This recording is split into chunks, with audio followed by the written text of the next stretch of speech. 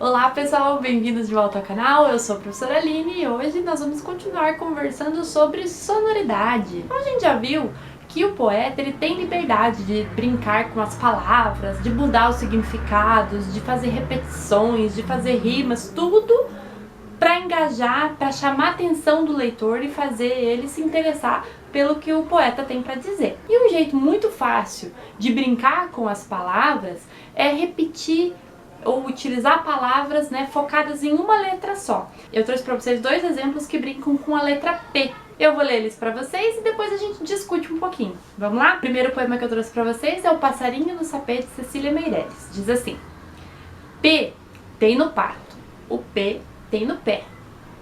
E o P que pia? Piu! Quem é? O P não pia, o P não é. O P só tem papo e pé. Será o sapo? O sapo não é. Piu é o passarinho que fez seu ninho no sapé. Piu com papo, piu com pé, piu, piu, piu, passarinho, passarinho no sapé. O próximo se chama P de Pepeu e ele é de um rapper que se chama Pepeu. Diz assim: tem P de pato, P de pinta de parede, P que pinta na palavra tapete, P de passo, P de pinga, P de porca, P de pão. O P que pinta as cores do portão. Parando aqui, pensando muito mais, por dentro de tudo, pode se ligar, rapaz. Pare e pense, pode se preocupar. Por isso que eu penso em poder te ajudar.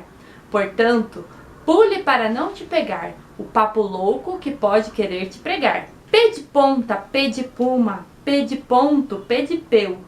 P de puma, P de pia e o P do Pepeu. É o P produzindo mais pezinhos no refrão.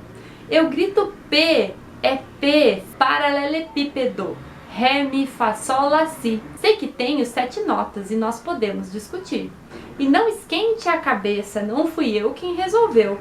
Num scratch me apresento, pois eu sou o Pepeu. Então veja só, esses dois poemas brincam com a palavra P. No poema da Cecília Meirelles, ela traz uma adivinha, que P ela tá falando, e ela vai dando possibilidades, até o poema mesmo descrever que o P que ela tá falando, do piu, é do passarinho, O passarinho que fez lá o ninho no sapê. E no poema do P do Pepeu, já é uma apresentação, ele brinca com o nome dele e com todas as possibilidades onde a gente encontra o P. Uma coisa interessante desse poema do Pepeu é que quando ele fala lá, paralelepípedo, o do já emenda com o restante das notas musicais, então é mais uma brincadeira que ele faz dentro do poema. Então, analisando um pouquinho mais esse poema, o que a gente tem que prestar atenção quando o poema repete versos, repete palavras ou repete, nesse caso, letras, a distância que o autor colocou esses P's.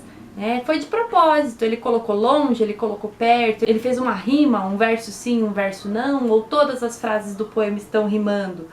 Quais são as sensações, os sentidos que esse poema traz pra gente? Então uma coisa que nós precisamos entender é que tudo o que o poeta faz dentro de um poema é de propósito, tem uma finalidade. E isso nos leva ao nosso próximo tema, que são os tipos de poema, de acordo com essas estruturas. Então, desde o começo dos nossos vídeos, a gente fala dos tipos de poema. Por exemplo, o refrão dentro do poema, ele é uma repetição de versos. E ele tem a função de trazer para perto do poema o leitor. Porque quando a gente lê um verso repetidamente, que é o que o refrão faz, a gente acaba se familiarizando com aquele poema. E aquele poema começa a se fixar na nossa cabeça, Por isso que é tão fácil a gente, por exemplo, decorar uma música com refrão, porque ela se torna conhecida mais rápido. E tem outros tipos de poema, Por exemplo, o soneto, que é um poema normalmente romântico, um poema que tem uma linguagem um pouco mais séria. Ele é composto por 14 versos,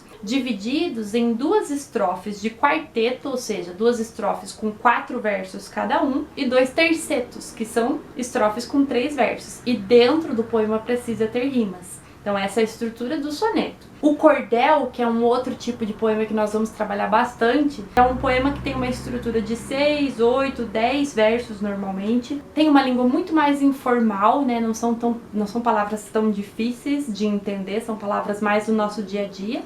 E ele vai falar de temas populares, de temas que a sociedade em geral se identifica.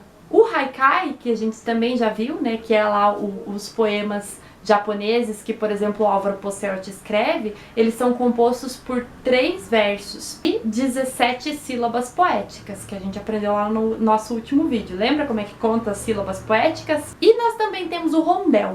O rondel, ele é um estilo de poema que teve 2 origens, né? Teve uma origem francesa e também uma origem inglesa. E as regras do rondel, ele segue uma estrutura fixa, principalmente a estrutura de rimas. Então, normalmente, o rondel tem 13 versos, separados em 3 estrofes. As 2 primeiras com 4 versos, então é uma quadrinha, e a última é uma quintilha, ou seja, é uma estrofe com 5 versos. E como eu falei, a estrutura de rima do rondel é bem definida. Olha lá, o primeiro verso da primeira estrofe vai rimar com o último verso da última estrofe. E os 2 primeiros versos da primeira estrofe vão ser os 2 últimos da segunda estrofe. Meio confuso? Vamos ver na prática? Eu trouxe um rondel aqui para mostrar para vocês. O nome desse rondel é Qualquer Coisa. Veja na tela a estrutura dele. Qualquer coisa serve para viver, sem importar produto de colheita. Se bastar, tão pouco é só nascer. Toda ação do homem será aceita. O erro passa por ação perfeita. Dentro do que é certo, se julga fazer. Qualquer coisa serve para viver, sem importar produto de colheita. Qualquer coisa toma face do ter. O ser extingue-se por desfeita. E o humano deixa-se corromper. Alguns acumulam essa frase feita. Qualquer coisa serve para viver.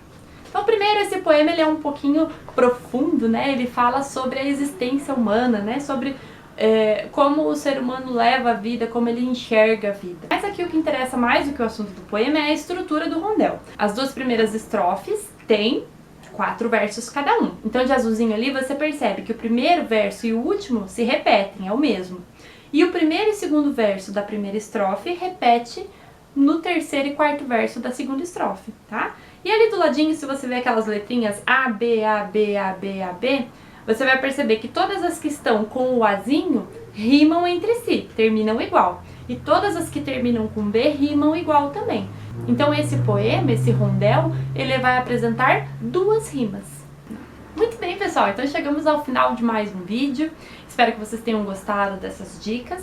E, como sempre, chegou a hora de praticar, né? Vamos lá, vamos escrever um desses poemas que vocês aprenderam, vamos brincar com as letras, escolha aí uma letra ou uma palavra específica para fazer um poema dedicado, né? Focando nessa letra, brincando com as palavras.